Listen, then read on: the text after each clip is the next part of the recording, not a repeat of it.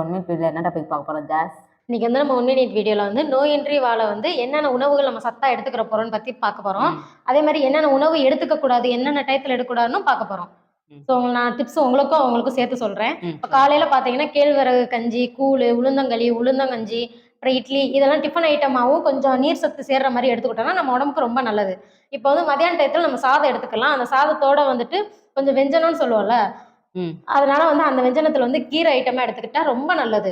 மணத்தக்காளி கீரை, கரிசலாங்கண்ணி கீரை, பொன்னாங்கண்ணி கீரை, முருங்கைக்கீரை இதெல்லாம் எடுத்துக்கிட்டோம்னா நமக்கு வந்துட்டு கால்சியம் சத்தும் அதிகமா இருக்கும். கரிசலாங்கண்ணி கீரையும் எடுத்துக்கலாமா? கண்டிப்பா கரிசலாங்கண்ணில ரொம்ப சத்துக்கள் இருக்கு. அத ம். நீங்க வந்து ஒரு பொரியலாவோ, இல்ல சாறு வச்சோ குடிக்கலாம்.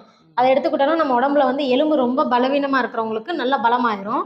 அப்புறம் வந்து கருணக்கிழங்கு வந்து நெறைய பேர் அரைக்குதுன்னு சொல்லி அவாய்ட் பண்றாங்க. ஆனா கருணக்கிழங்குல நெறைய சத்துக்கள் இருக்கு. நம்ம உடம்புல வந்துட்டு நீர் சத்து, புரோட்டீன் இதெல்லாம் இல்லாதத வந்து அது நமக்கு அதிகமாவே குடுக்குது.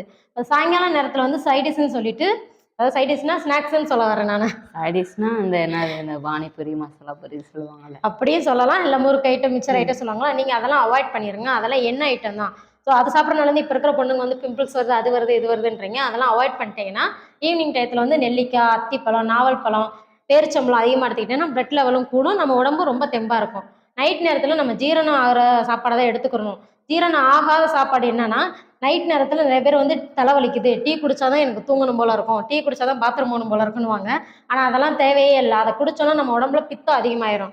ஸோ வந்து செரிமான தன்மைய நம்மள வந்து ஸ்டாப் பண்ணி வச்சுரும். இந்த புரோட்டா அந்த மாரிலாம் சாப்பிடலாமா? கண்டிப்பா சாப்பிடக்கூடாது. அது என்ன சாப்பிட்டோம்னா, நைட் நேரத்துல வந்துட்டு செரிமானம் இல்லாம அப்படியே அடைச்சிட்டு நின்றும். அது ஏன்னா அது மைதா தானே! ஸோ அது வந்து அத நீங்க எடுத்துக்க கூடாது. நைட் நேரம் சும்மா தோசை இல்ல வேற ஏதாவது ரொம்ப சத்தானது எடுத்துக்கோங்க. இந்த இது உங்களுக்கு என்ன சொல்றது? சப்பாத்தி, இட்லி இப்படி எடுத்துக்கோங்க.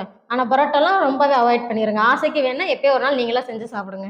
இப்ப வந்து நைட் நேரத்துல வந்துட்டு என்னென்ன சாப்பாடு அவாய்ட் பண்ணணும்னா, தயிரு, கீரை, முள்ளங்கி, குளிர்ச்சியான ஐட்டம் எல்லாமே நீங்க நைட் நேரத்துல அவாய்ட் பண்ணீங்கன்னா, நம்ம வந்து உடம்புல இருக்கிற நோயெல்லாம் இன்னும் கண்ட்ரோல் பண்ணிட்டு, தெம்பா இருப்போம், ஹெல்த்தியாவும் இருப்போம். ஸோ நாங்களும் ஹெல்த்தியா இருக்கோம். நீங்களும் ஹெல்த்தியா இருங்க. எங்க 1 மினிட் வீடியோக்கு நீங்க சப்ஸ்கிரைப் பண்ணிட்டு லைக் பண்ணுங்க, ஷேர் பண்ணுங்க, கமெண்ட் பண்ணுங்க. Thank you. Thank you.